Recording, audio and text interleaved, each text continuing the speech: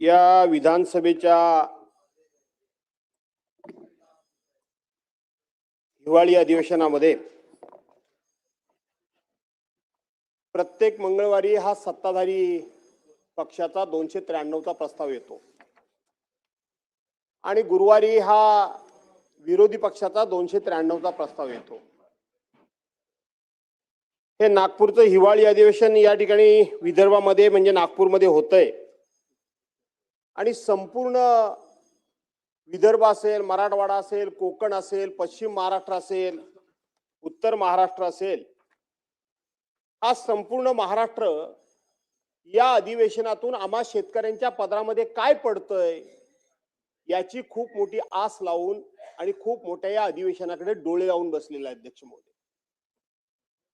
परंतु सत्ताधारी पक्षाची आणि सरकारची उदासीनता सांगतेय की शेतकऱ्याच्या पदरामध्ये काहीही पडणार नाही।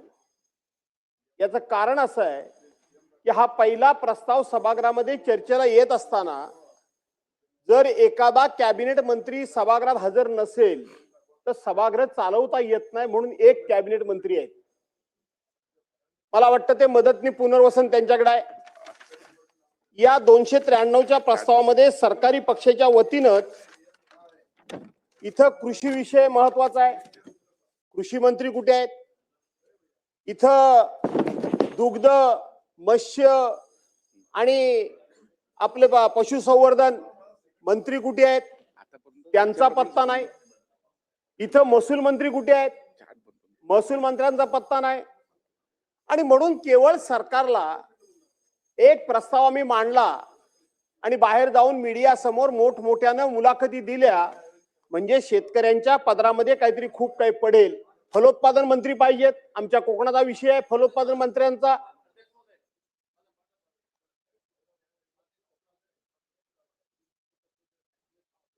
ही गोष्ट खरी आहे अध्यक्ष महाराज, संपूर्ण राज्याचं लक्ष या प्रस्तावाकडे लागलेलं आहे आणि अशा परिस्थितीमध्ये जो मुद्दा माननीय भास्करराव जाधवांनी या ठिकाणी रेस केलेला आहे, फक्त मदत आणि पुनर्वसन मंत्री या ठिकाणी हजर अध्यक्ष महाराज।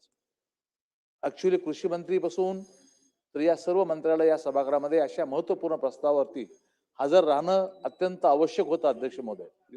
तरी जर ही अनास्था असेल अध्यक्ष महाराज तर हे चित्र काही राज्याच्या समोर चांगलं जाणार नाही अध्यक्ष महोदय। त्यामुळे तुम्ही एक तर मंत्र्याला समज दिली पाहिजे अध्यक्ष महोदय, ही गरज आहे आता अध्यक्ष महोदय। हे हजर राहत नसेल तर मग काय करायचं अध्यक्ष महाराज? ओ सत्तारभाई, मी जरा पॉइंट ऑफ ऑर्डर बोलतोय।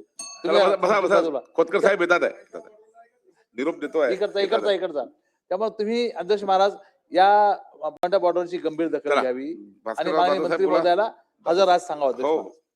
दादा साहेब बोला। प्रत्येक विषयाची बघू जरा काय लिहिलं तुम्ही ते मंत्री महोदय, काय काय बघू जरा काय लिहिलं ते नोंद घेताय तुम्ही म्हणता ते बघू जरा, कागद जरा पाठवा बघू कोण लिहितंय। अहो लॉबी मध्ये एक सुद्धा सेक्रेटरी नाही, तुमचे मंत्री नाही, लॉबी मध्ये सेक्रेटरी नाही, डेप्युटी सेक्रेटरी नाही, ऍडिशनल सेक्रेटरी नाही, कोण आहे? काय चाललंय काय? अशा पद्धतीने कामकाज चालवता येतं, चालवा तुम्ही, आमचं काय म्हणणं नाही। आम्ही ओरडतोय पण सरकारच्या वतीनं इतका गंभीर विषयाचा प्रस्ताव समोर आलेला असताना कुठे आहेत मंत्री? कुठे गेले मंत्री? त्याची दखल कोणी घ्यायची? आता सन्मान्य सदस्य रणधीरजी सावरकरांनी हा प्रस्ताव ओपनिंग केला, त्यांनी सुद्धा सरकारी पक्षाच्या वतीनं बोलत असताना ते फार मर्यादेच्या पलीकडे जाऊन बोलू शकत नाही, परंतु प्रशासनाची मानसिकता काय ही त्यांच्या बोलण्यातून सातत्याने या ठिकाणी दिसून येत होती की कशा पद्धतीनं लोकांच्याकडे बघण्याचा दृष्टिकोन प्रशासनाचा नकारात्मक आहे ते सांगत होते। आम्ही केवळ टीकेला टीका करण्याकरता या ठिकाणी नाही आहोत, म्हणून मी म्हटलं की कुठे आहे पशुसंवर्धन मंत्री, दुग्ध विकास मंत्री, मत्स्य मंत्री, महसूल मंत्री, कृषी मंत्री, कुठे आहेत सगळे मंडळी? कोणच नाही। हे पीए तुमचे फक्त बसले तिथं, ती अदृश्य गॅलरी आहे म्हणून म्हणायचं, अदृश्य झाले कुठे ते सगळे? दादा साहेब आपण मुद्दे मांडा। मी मुद्दे मांडतो, काय हरकत नाही, पण ते कशा करता मांडायचे? लिखित देऊन टाकतो सगळं म्हणजे लवकर आटपता येईल। नाही बोला, आपण बोला, ते सांगतोय ना। काय पण सागरजी चुकीची आहे का? बोलवा ना। हा येतात, बोला आपण, येतात।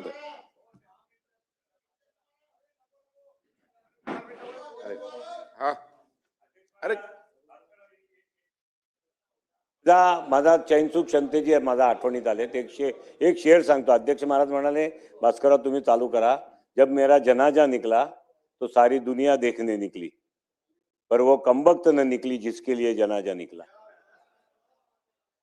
चला दादासाहेब बोला. दादासाहेब बोला. हरीजी बसा ना प्लीज.